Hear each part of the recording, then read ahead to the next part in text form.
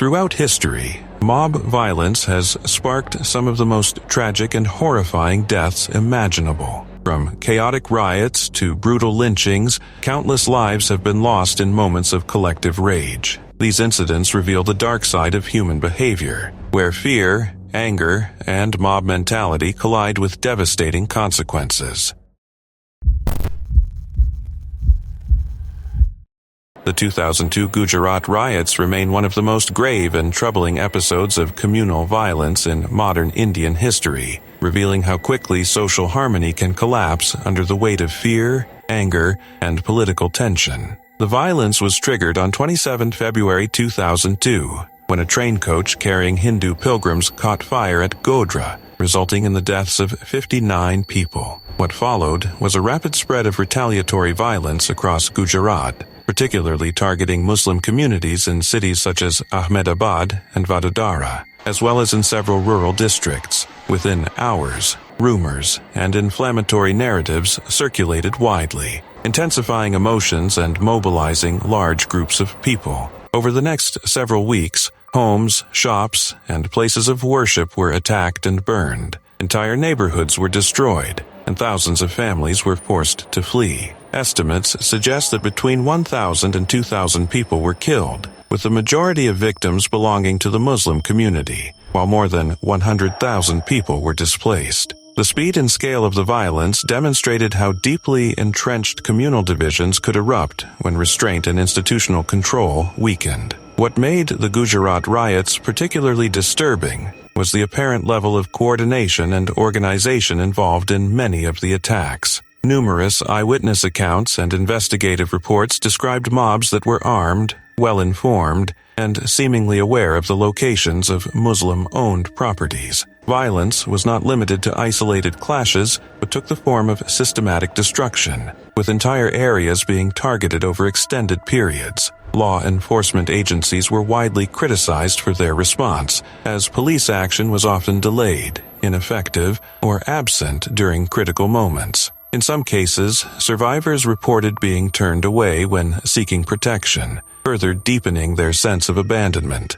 Women suffered especially brutal forms of violence, including sexual assault, while children and the elderly were not spared from the chaos. Relief camps struggled to cope with the sudden influx of displaced families, many of whom had lost not only their homes, but also their livelihoods. These events exposed serious failures in governance and crisis management, and raised fundamental questions about the role of the state in protecting its citizens during times of communal unrest. The aftermath of the riots extended far beyond the immediate destruction and loss of life, shaping Gujarat's social and political landscape for years to come. The events drew intense national and international scrutiny, prompting investigations by human rights organizations and legal intervention by India's higher judiciary. Several major cases were reopened or transferred outside the state, and special courts were established under the supervision of the Supreme Court. Over time, convictions were secured in some high-profile cases such as Naroda Patia and Gulbarg Society,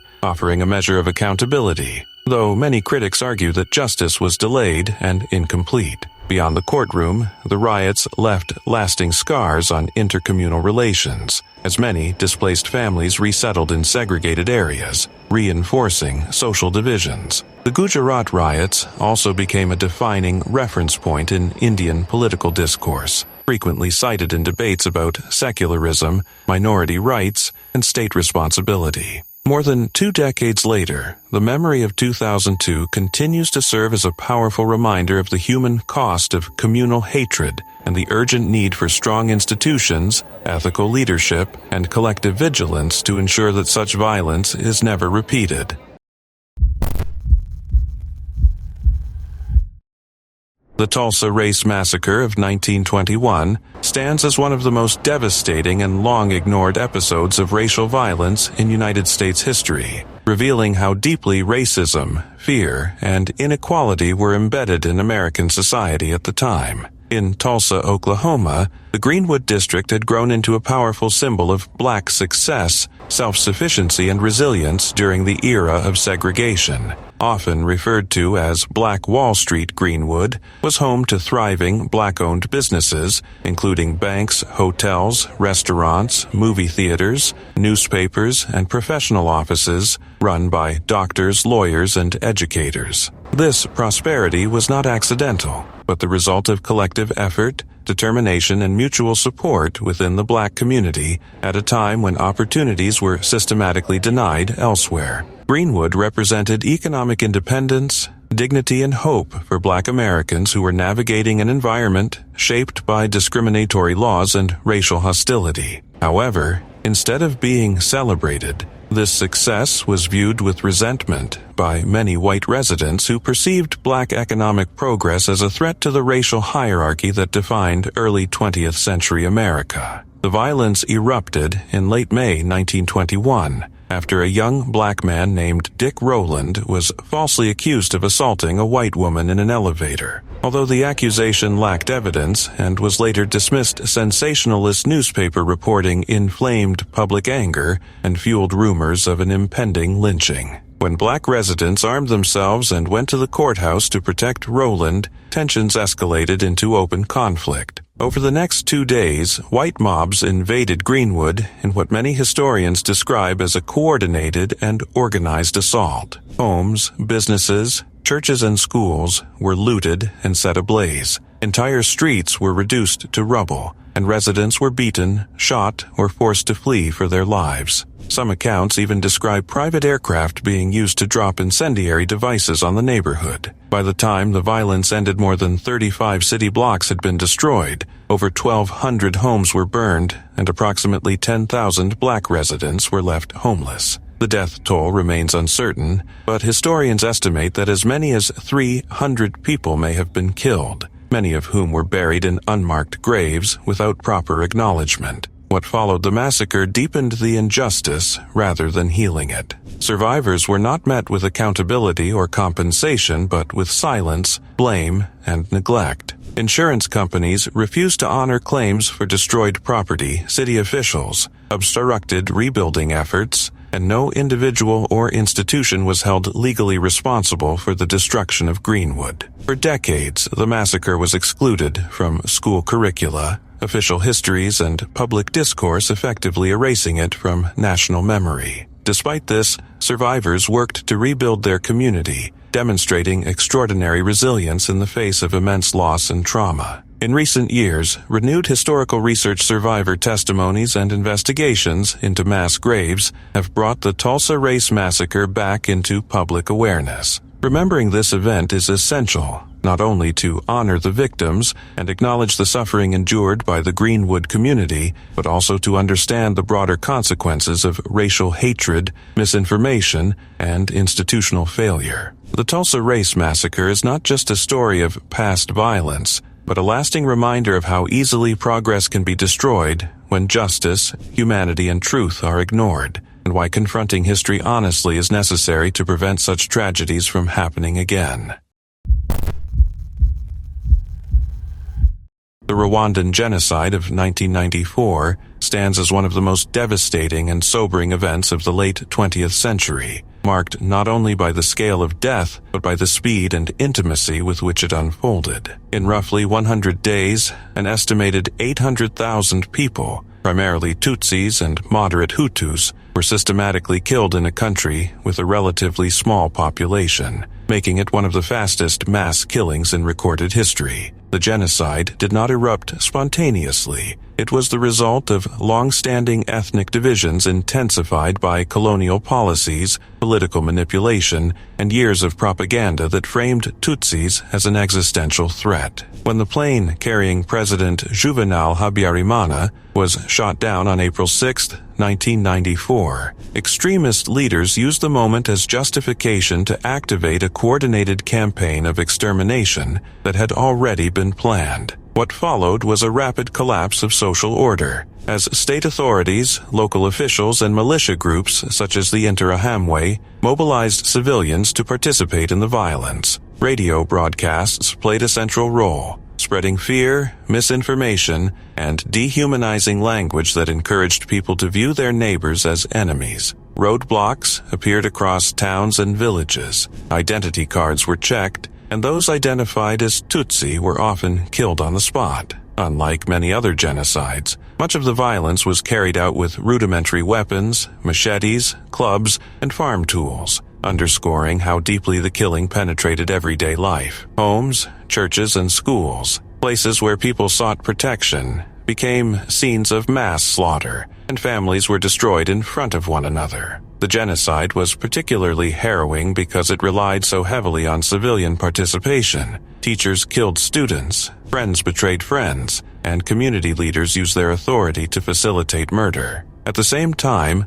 the international community largely failed to intervene despite clear warnings and the presence of UN peacekeepers on the ground, whose mandate was too limited to stop the killings. As the violence continued, bodies filled rivers and roads, and Rwanda's social fabric was torn apart in a matter of weeks. The genocide came to an end only when the Rwandan Patriotic Front, led by Paul Kagame, defeated the genocidal government and took control of the country in July 1994. In the aftermath, Rwanda faced the immense challenge of rebuilding a nation traumatized by loss, distrust, and grief. Efforts toward justice and reconciliation included international tribunals and community-based Gashaka courts, which sought to address the sheer number of perpetrators and victims. Today, the Rwandan genocide is studied as a stark warning of how quickly hatred can be mobilized, how dangerous propaganda can be when combined with political power,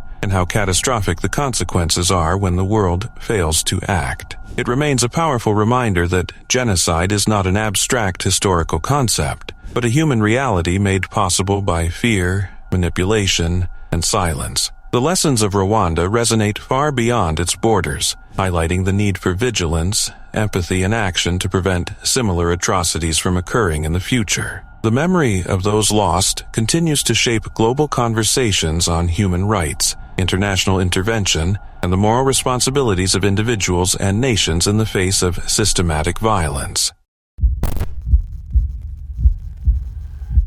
In the sweltering heat of August 1946, the bustling city of Calcutta became the stage for one of the darkest chapters in pre-independence India. The All India Muslim League had called for Direct Action Day on the 16th of August, a political demonstration intended to assert their demand for a separate nation for Muslims, which would later become Pakistan. On paper, it was a show of political strength, but beneath the surface, communal tensions were already simmering. Calcutta was a city of vivid diversity, its streets crowded with Hindus, Muslims, and countless others coexisting in a fragile balance. That delicate balance shattered in a matter of hours. As the day unfolded, mobs armed with sticks, knives, and fire poured into neighborhoods, targeting those they saw as the other. Markets, homes, and temples became battlegrounds. The air was thick with smoke, screams, and the sense of disbelief that such chaos could erupt so suddenly in the streets of a city that had long been a symbol of colonial commerce and cultural richness. The violence was indiscriminate and merciless. Hindu and Muslim communities both suffered devastating losses, with estimates of the dead ranging from 4,000 to 10,000, and tens of thousands more were injured or displaced. Entire families were uprooted, forced to flee their homes in search of safety, while others hid in terror, unsure whether they would survive the day. The city's infrastructure faltered under the strain. Trains and trams stopped running, communication networks broke down, and the police struggled to contain the violence, often overwhelmed by sheer numbers and the ferocity of the mobs. What had started as a political statement had transformed into an almost apocalyptic scenario, with fire and blood staining the streets and neighborhoods reduced to rubble. It was not just a moment of physical destruction, but also a profound moral and social collapse. The riots left an indelible scar on the city's psyche, a reminder that political ambitions entwined with communal distrust